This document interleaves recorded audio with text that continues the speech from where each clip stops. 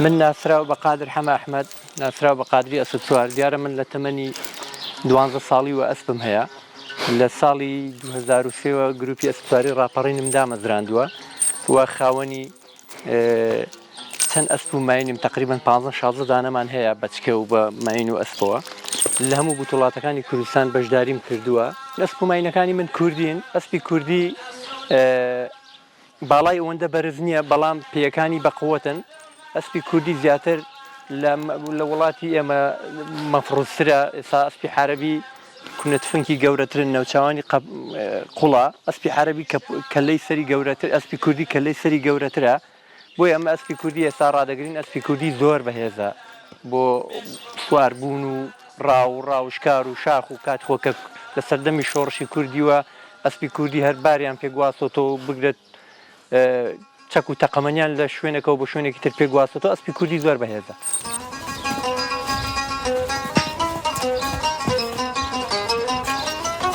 ئەسپی کوردی نرخەکەی تا $10 ڕۆیشتووە ئەوەی من ئاگام لەبێ لە کوردستان. دیارە هێرۆخان هەر لە سەردەمی شاخەوە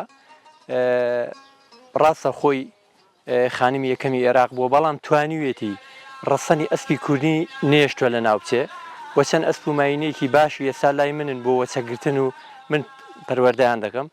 هێرۆخان بەڕاستی نەهێویستووە ئەسپی کوردی لە ناو بچێ ساوەکو ئامانەتێک لای من دایناون دیارە مژە و ئەمانەتەیە دەپارێزم پەران پێدەین بۆی ڕەسەنی ئەسپی کوردی نەفۆتێ و بە وڵاتانیش بناسین کە ئەسپی کوردی بەهێزە. دیارە و بەچکانە لە زگی داکیاندا زیاتر لە 11 مانگی دەوێت لە ناو زگی داکیاندا کە هات شنە دنیاوە تقریبا بە 3 ساڵی 2 ساڵ و نیوی پشتیان دەکەین ئێمە لە تەمەنی 3 بۆ 4 لە تعلیمداندا تعلیمیان دەدەین و ڕایان دێنین بۆی بتوانین بۆ سواری بۆ بتوڵات بەکاریان بێنین زیاتر لە تەمەنی 3 بۆ 4 ساڵی فێری ئەسپسواری دەبن. ئەرکی هەر ئەسپێک و یاخود هەر ماینێک زیاتر مانگانە لە $150 دەوێت لەبەرەوەی ئەرکیان زۆر قورسە. ئەمە دا و دەرمانی دکتۆر و بەخێوکردن و جێپاکردنەوە و بەڕاستی ئالیکدان و ئەرکەکان قورسە. ئەسب کە قاتیشکە مۆخی نییە لەبەرەوەی ئەسب مۆخی نییە یەک مەعیدەشی هەیە وەکو ئاژەڵەکانی کە نیە سا مانگا مەڕ ئەوانی کە 3 مەعیدانەیە لەبەرەوەی ئەوە کاوێژی ناکە.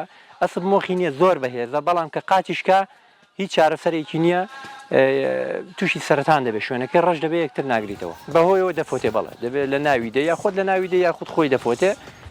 زۆرترین تەمەنی ئەسب دەکرێت باسی بکەم ئەسپێکمان نەبوو ئەسپە فەریدی هێرۆخانە بوو زیاتر لە 44 ساڵی ژیا ئەو لای منەوە یەکەمین ئەسب بوو ئەوەندە تەمەنی درێژ بێ.